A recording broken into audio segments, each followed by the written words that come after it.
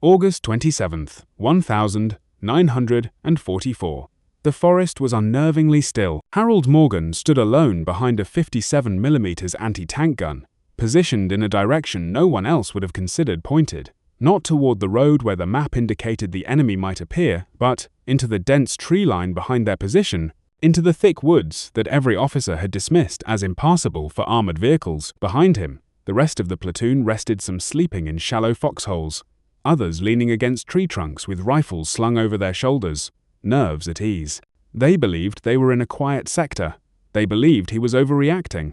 Just a few hours earlier, they had openly mocked him when he reversed the gun, actually laughed.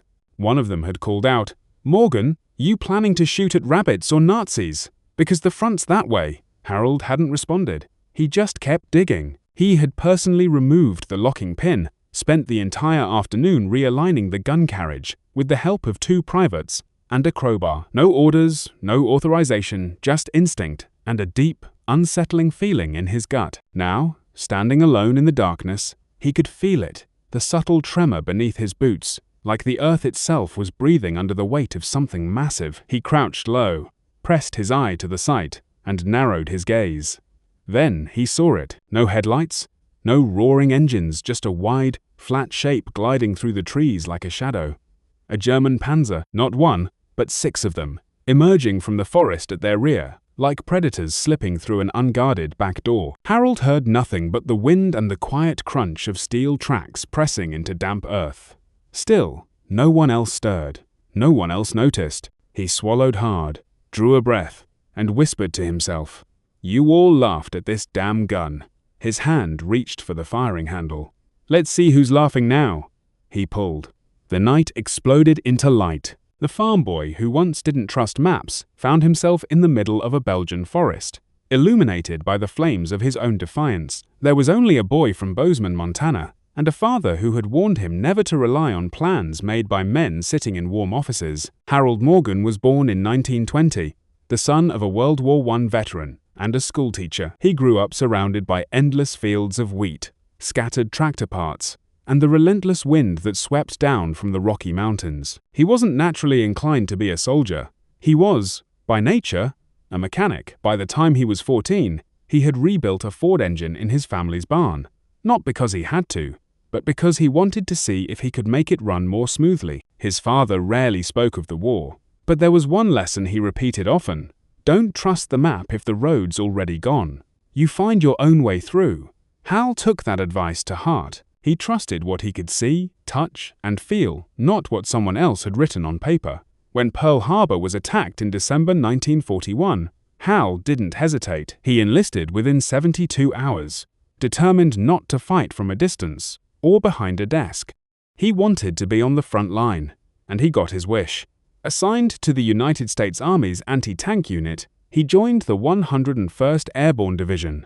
Some called it an elite force. Hal didn't care about titles. He liked the machinery. He liked the challenge. But above all, he liked the idea of being the one to stop the monstrous machines, the steel beasts rolling across Europe, crushing cities and lives under their weight. To Hal, tanks weren't unstoppable. They were problems to be solved, and he enjoyed solving problems.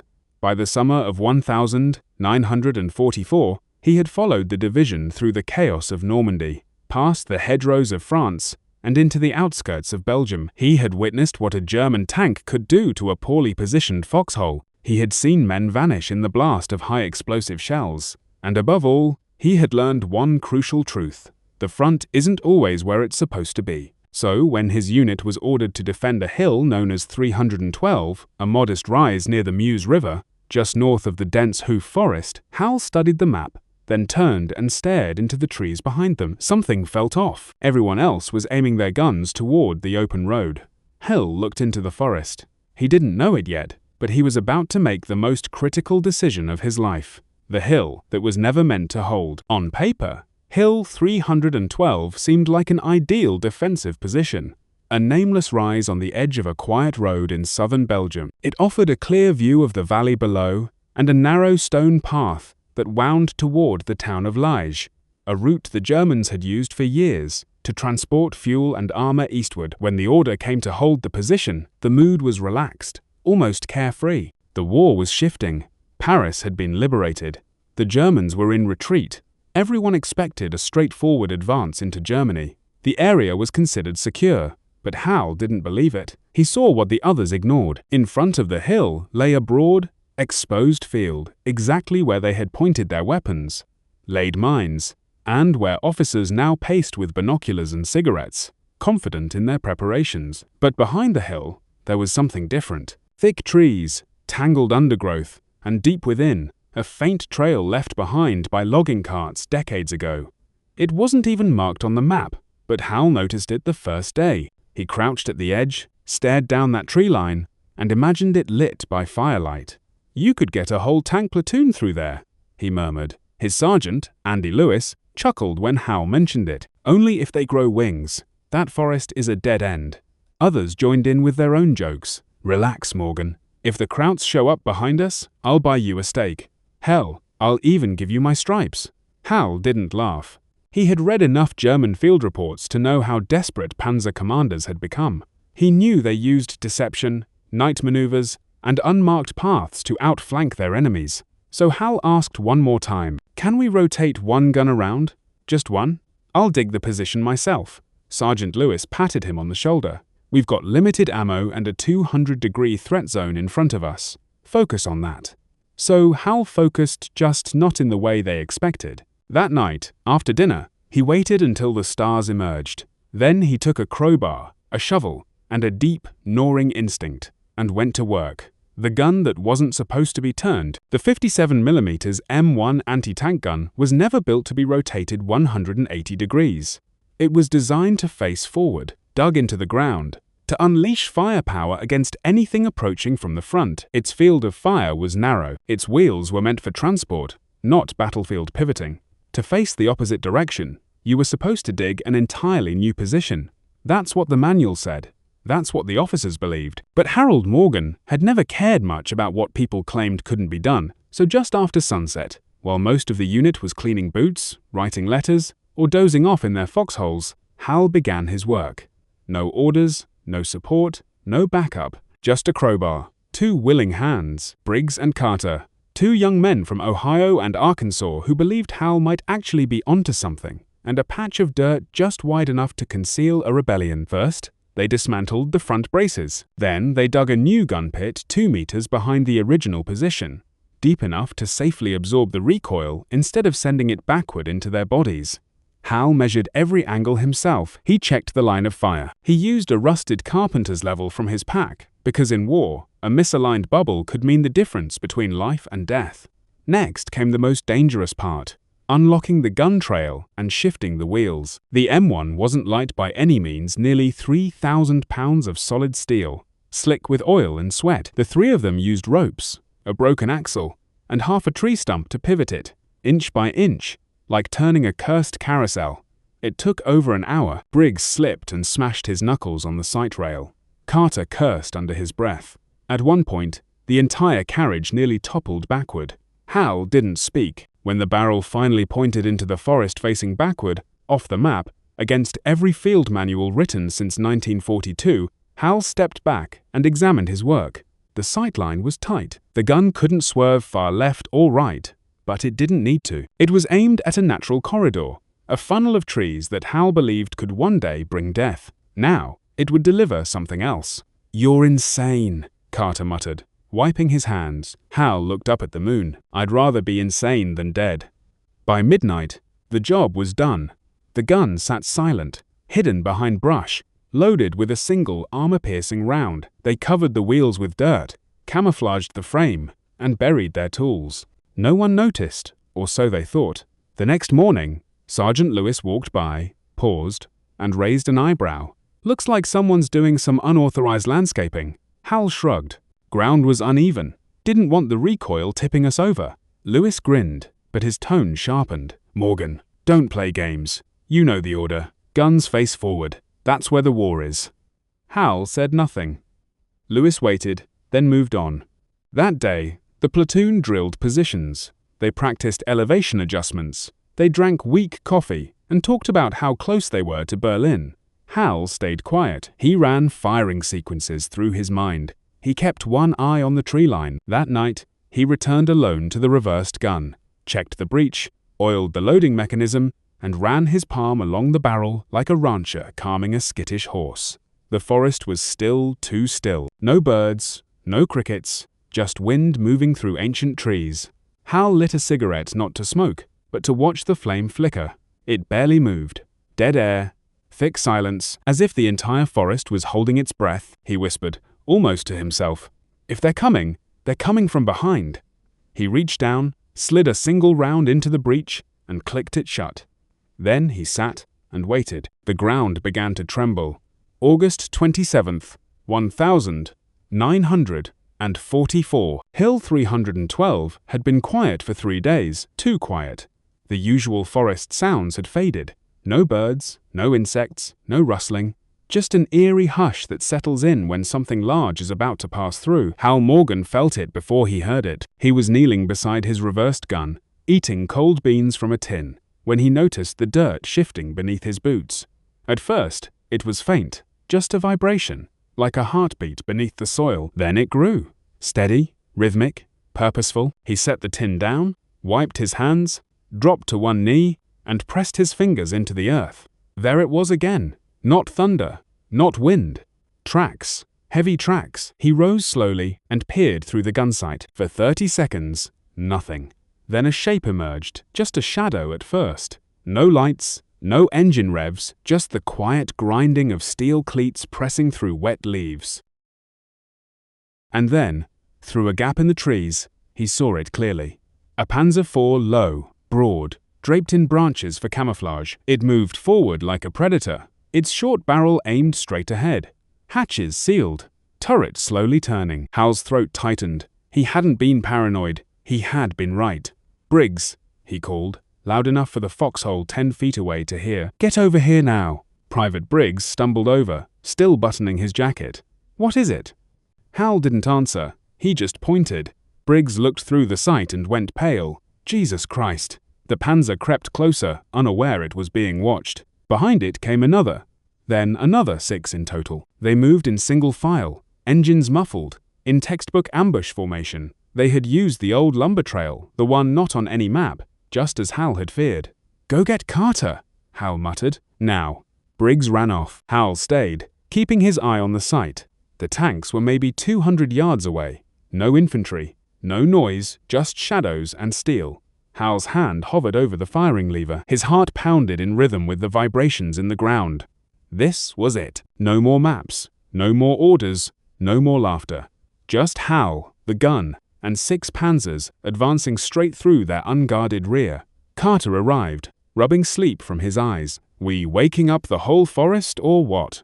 Hal pointed again. Carter's mouth fell open. They're behind us. Hal nodded once. Exactly where they said they couldn't be. They watched for another minute, maybe 2. Time felt stretched, almost unreal. The lead tank slowed as it approached the slope. If it crested just 30 more feet, it would have a clear shot at the command post behind them. The other guns, all facing forward, would be useless. Hal turned to Carter and Briggs. Load armor-piercing. Fast. We get one shot. Briggs hesitated. Shouldn't we call it in first? Hal didn't even blink. If we wait, they'll be sitting on top of us. I'm not asking. Carter pulled the round from the crate. It was cold, heavy, painted dull gray, with a yellow stripe 57mm of pure resistance. He slammed it into the breech. It locked with a sharp mechanical click. Hal adjusted the sight, fine-tuned the elevation, breathed in once. Then came the moment of decision. His hands were steady. His heart was not. For the record, he said, barely above a whisper, this was a terrible idea. Briggs gave a nervous laugh. Carter just stared.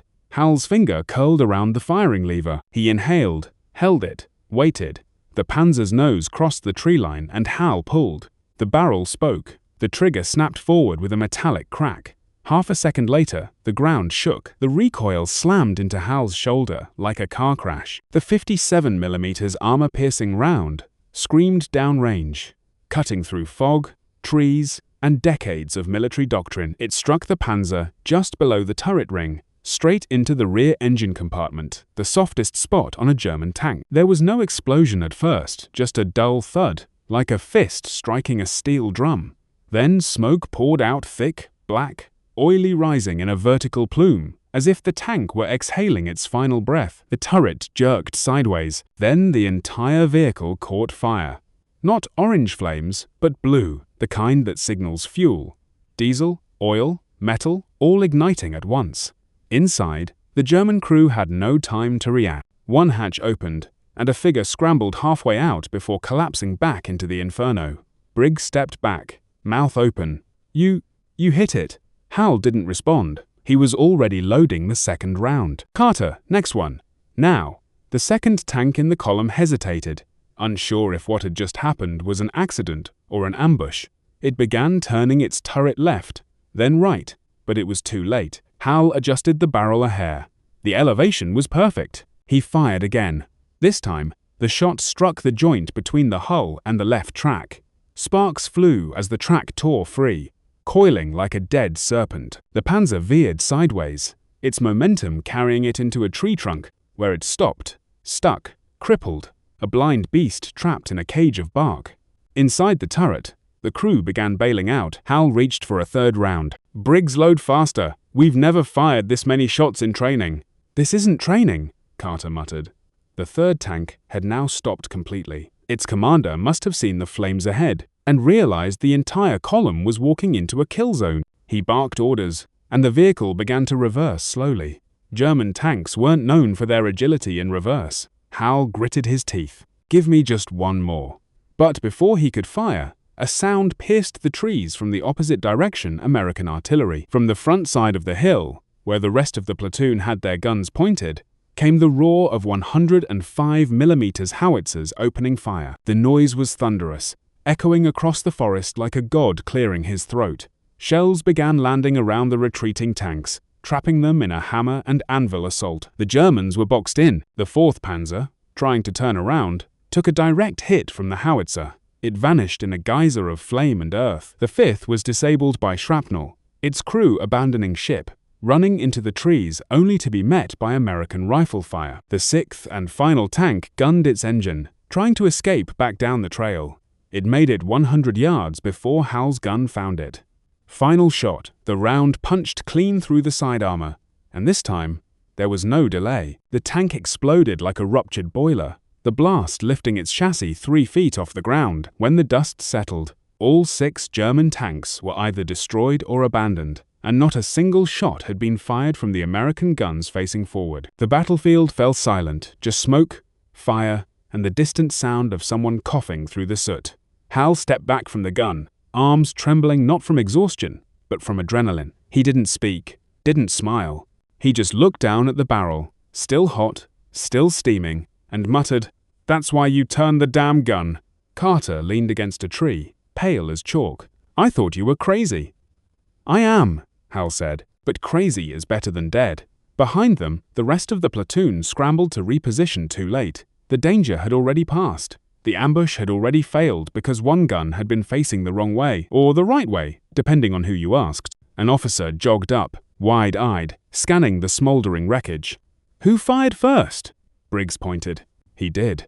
The officer looked at Hal's hands, blackened with gunpowder and oil, sleeves torn, face streaked with sweat and smoke. "Yeah, how'd you know they'd come from behind?" Hal didn't answer. He just walked back to his foxhole, sat down, and pulled out the same cold can of beans he'd dropped 30 minutes earlier. This time, he ate in peace. When the smoke cleared, the fire burned for hours, even after the last shell had exploded, even after the final tank had stopped moving. Hill 312 remained wrapped in smoke, thick, bitter, and strangely quiet. It wasn't a victorious silence. It was stunned. Harold Morgan sat beside his gun, legs stretched out, uniform scorched, hands black with soot. He had fired 4 rounds, 4 hits. 3 of the tanks were burning just beyond the tree line. One had split open like a can, its track flung 30 feet across the forest floor. He hadn't moved in 15 minutes, not from exhaustion, not from injury, but because he didn't want to hear it. The footsteps came anyway. Sergeant Andy Lewis, helmet off, sweat dripping down his face, dirt in every seam of his uniform. He looked like a man who had just walked out of a burning cathedral. He stopped 2 feet from Hal and cleared his throat. "So, That just happened. Hal didn't look up. He was staring into the forest, still scanning, still waiting for another shadow to move. Yep. There was a long pause. Then Lewis said something Hal didn't expect. I was wrong. Hal turned. About what? About you? About this? About all of it? He gestured toward the wreckage. I told Command the woods were secure. I told them no tanks could make it through. I told you to keep the guns pointed forward, and if you hadn't ignored me, we'd all be dead right now. Hal blinked. So, do I get that steak now? Lewis almost laughed. Almost. Instead, he reached down and extended a hand. Thank you, Morgan. You saved a lot of lives tonight. Hal took the hand briefly, firmly, then let go. Behind them, other soldiers gathered slowly, realizing what had just occurred. One by one, men who had laughed at the idea of a reversed gun now stood looking at it like it was sacred. Briggs walked up and clapped Hal on the shoulder. Dude, you shot through a Panzer's ass. That should be a medal. Carter followed, nodding. They ought to rename the hill after you. But Hal just shook his head. Call it whatever you want. Just remember this. He stood, picked up the spent shell casing from the last round, still warm to the touch, and held it in his palm, like it was made of glass. The front isn't always in front. Later that morning, at 0700 hours, a report was filed to battalion headquarters. Subject, Defensive Action, Hill 312. Time, 2300 to 2345, August 27th. Unit, 3rd Platoon, Charlie Company, 506th Parachute Infantry Regiment. Summary: 1 anti-tank gun repositioned without formal order. Engaged and destroyed 4 Panzer IV tanks in rearward defensive action.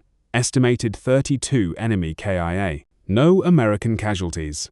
At the bottom of the report, a single line.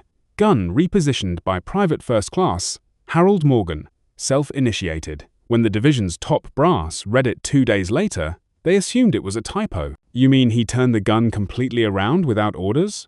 The company clerk shrugged. That's what it says. They laughed. Then they read it again and stopped laughing. Word of Hal's actions spread through the regiment quickly. Some called it dumb luck. Others called it genius. One lieutenant called it reckless brilliance, the kind that usually gets you killed or promoted. But Hal didn't want either. That afternoon, he refused an immediate recommendation for a Bronze Star. When the clerk came by with paperwork, Hal handed it back without reading. Give it to Briggs and Carter, he said. They did the digging. The clerk blinked. But you fired the gun. Hal just shrugged. And the gun fired back. We're even. The rest of the day passed in a haze. Bodies were recovered. Wreckage was mapped. Engineers arrived to haul away the ruined Panzers. They said it was rare to see so many destroyed in such a tight cluster, especially from a 57mm.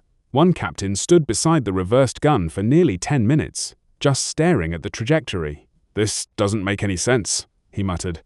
But it did. To Hal, it made perfect sense, because maps are drawn by people who weren't there, and war is decided by people who are. The mechanic who walked away, Harold Morgan, never told his story to a newspaper. He never gave an interview, never wrote a memoir, never once used the word hero. He simply went home. In April 1946, 6 months after the war officially ended, Hal stepped off a train platform in Bozeman, Montana, carrying a single duffel bag and a folder with his discharge papers. His uniform still fit. His hair was shorter. His eyes were quieter. He walked straight from the station to his father's garage, just 3 blocks from Main Street. The sign still hung above the door. Morgan & Son. Engines, axles, and anything that moves. By the end of the week, he was back under the hood of a tractor. People in town knew he'd been overseas, knew he'd fought somewhere in Belgium, but Hal didn't talk about it, not because he was haunted, but because to him, what mattered wasn't the war, it was what came after. Every time someone tried to thank him for his service, Hal would change the subject. When a neighbor once asked if he ever did anything important over there, Hal paused, wiped his hands with a rag, and said, "I turned a gun the wrong way, and it worked out. That's about it." But that wasn't it. And deep down, Hal knew. He just didn't think courage should need an audience. Over the next 30 years, Hal lived what most would call a small life. He married a librarian, built a modest home outside town, fixed engines for farmers who couldn't afford replacements, and never once charged a widow or a veteran. Every summer, he took high school kids on hiking trips into the Absaroka Range, taught them how to navigate by instinct, not just by compass. If your gut's screaming and the map says go, he'd say, you stop, you look again, then you decide. He wasn't preaching. He was passing down a lesson that had once saved his life and dozens of others. The only remnant of the war in his home sat on a shelf above his workbench.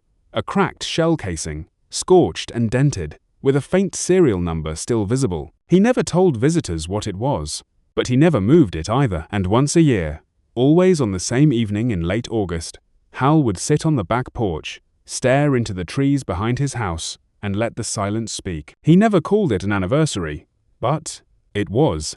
In 1985, a local history teacher tracked Hal down. He had found a declassified battalion report from the war, an engagement at Hill 312, and noticed the footnote. Gun repositioned against protocol by Private First Class Harold Morgan resulted in 4 destroyed enemy tanks, 0 friendly casualties. The teacher asked if he could bring a student journalism group by for an interview. Hal declined, but a week later, the teacher received an envelope in the mail. Inside was a handwritten letter, a single page, no signature, no return address. It read, I didn't turn the gun to be brave. I turned it because I saw something no one else saw. I trusted my eyes, my gut, and a little piece of bad road no one thought mattered. If that's a story worth telling, tell it. But don't make it about the man. Make it about the choice. Today, that letter sits in the Montana Veterans Museum, framed beside a replica of a 57mm shell. It's shown to high school students every spring, not because it tells them how to fight, but because it teaches them how to think. What Hal Morgan did on that hill in Belgium wasn't just a tactical decision. It was an act of independent judgment, of moral clarity, of creative defiance in a world obsessed with orders and standard procedure. He challenged the idea that doing what you're told is always the safest thing. He proved that sometimes the only way forward is to turn around. And more than anything, he showed that heroism doesn't always come with applause. Sometimes it comes with dirt under your nails and a shell casing in your pocket. If you ask the men who lived because of that night, the ones who saw the tanks burning behind them, they'll tell you the truth. He didn't just save us. He rewrote what it means to lead from the bottom. They laughed when he turned the gun around. And for a long time, maybe even Hal Morgan wasn't sure if they were wrong to laugh. Because turning a gun the wrong way isn't just a mechanical decision, it's a moral one. It says, I don't trust the path we're all facing. I see a threat no one else wants to admit, and I'm willing to stand in that silence alone until it speaks. That night in Belgium, the barrel of Hal's gun pointed into the unknown, and it answered back with fire, with truth, with survival. There are thousands of stories from World War II, tales of bravery, strategy, sacrifice. Most are loud, some are famous, but the story of Harold Morgan is quiet. It lives in the margin between the official orders and the unspoken instincts that save lives. It reminds us that not every act of leadership comes from above, that sometimes the one who breaks the rule is the one who saves the rulebook. It reminds us that thinking for yourself is not rebellion. Sometimes it's responsibility. And it reminds us that the map is only as good as the courage of the person reading it. My question for you is this. Have you ever seen danger coming from a direction no one else was watching? And when that moment came, did you turn the